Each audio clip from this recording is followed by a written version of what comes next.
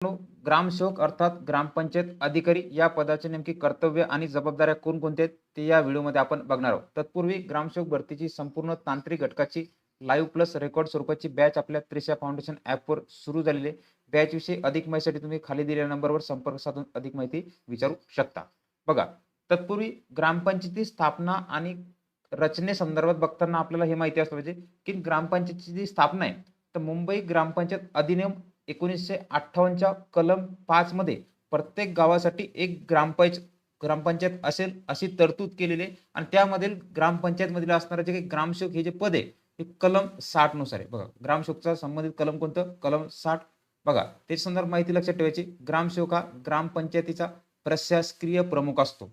पहिला मुद्दा. दुसरं, ग्रामसेवक हा ग्रामपंचायतीचा काय सचिव असतोय. त्यानंतर याची निवड कोण करते हे जर विचारलं तर लक्षात ठेवायचे जिल्हा निवड समिती. बघा, जिल्हा निवड मंडळ किंवा जिल्हा मंडळ समिती ग्रामसेवकाची निवड करते.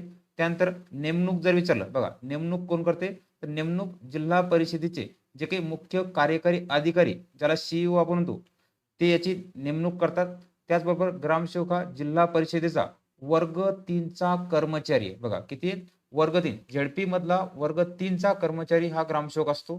त्यानंतर वेतन जर आपण बघितलं तर जिल्हा निधीतून याचं काय केलं ते वेतन दिलं जातं. बघा, जिल्हा निधी जो आहे तर जिल्हा निधीमधून ग्रामसेवकाचं वेतन दिलं जातं. ग्राम निधीतून वेतन दिलं जात नाही. लक्षात घ्या.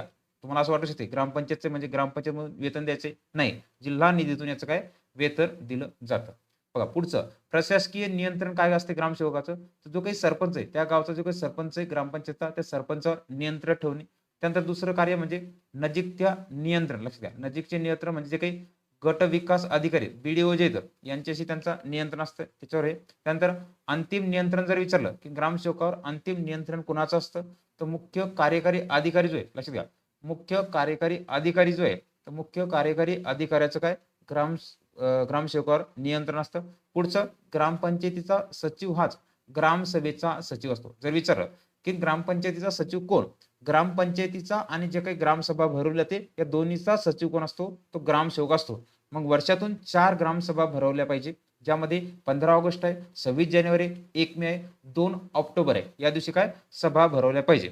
बघा, त्यानंतर बदलीचे अधिकार कोणाला ग्रामसेवक बदली करायची असेल तर मुख्य कार्यकारी अधिकारी काय बदलीचे त्याला अधिकार आहेत. पुढचं, ग्रामसेवक हा ग्रामपंचायतीचा काय नोकर नसतो. लक्षात घ्या, काय तो ग्रामपंचायतीचा नोकर असतो का?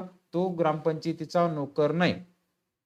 बघा, हे झालं याच्या संदर्भात महत्वाची माहिती. आता जर विचारलं की ग्रामसेवक पदाची नेमकी कार्य काय असतात. पहिलं कार्य ग्रामपंचायतीचे दैनंदिन कामकाज पाहणं. बघा, दररोजचं रुटीनचं काय कामकाज पाहणे पहिलं कार्य. दुसरं, ग्रामसभेचे कार्यवृत्त व इतर संबंधित अभिलेख सुरक्षित ठेवणे. म्हणजे जे काही दस्तावेज आहेत कार्यवृत्त असणारे जे काही कार्याशी संबंधित असणारे दस्तावेज हे सुरक्षित ठेवणे. त्यानंतर ग्रामपंचायत सचिव म्हणून कार्य पाहणे हे सुद्धा कार्य आहे. त्यानंतर ग्रामसेवक सचिव म्हणून कार्य करतो. त्यानंतर ग्रामपंचायतीच्या नोकर वर्गावर नियंत्रण ठेवणे. बघा, ग्रामपंचायतीचे म्हणजे काही नोकर वर्ग आहेत संपूर्ण नोकर वर्गावर काय नियंत्रण ठेवणे हे याचं कार्य आहे. त्यानंतर ग्रामपंचायत सभेचे कामकाज पाहणे आणि इतिवृत्त लिहिणे म्हणजे दररोजचा जो काही आढावा आहे संपूर्ण आढावा लिहिणे हे सुद्धा त्याचं महत्वाचं कार्य आहे. त्यानंतर पुढचं कार्य म्हणजे की ग्रामपंचायतीने संमत केलेल्या ठरावाची अंमलबजावणी करणे. बघा, एखादी ग्रामपंचायत आहे तिनं झाडं लावायचे, स्वच्छता करायची, हे जे ठराव केलेले आहेत याच्यावर काय संमती देण्याचं काम कोणाचं आहे किंवा अंमलात आणण्याचं काम हे ग्रामसेवकाचं आहे. त्यानंतर पुढचं महत्वाचं कार्य म्हणजे जे काही गावातील जन्म, मृत्यू आणि जो विवाह आहे त्या विवाहाची काय नोंदणी ठेवणे हे कोणाचं काम आहे ग्रामसेवकाचं. म्हणजे गावामध्ये असणारा जो काही बालविवाह होत असला तर याचं कार्य कोणाचं आहे लक्ष ठेवण्याचं कोणाचं कार्य आहे ते ग्रामसेवकाचं त्या ठिकाणी कार्य असतं. बघा, म्हणजे बालविवाह प्रतिबंध अधिकारी म्हणून देखील काय ग्रामसेवक कार्य पाहत असतो. कोणतं ठिकाण हे जर विचारलं तर गावामधील कार्य पाहतो. लक्षात घ्या, कोणत्या ठिकाणामध्ये गावामधील.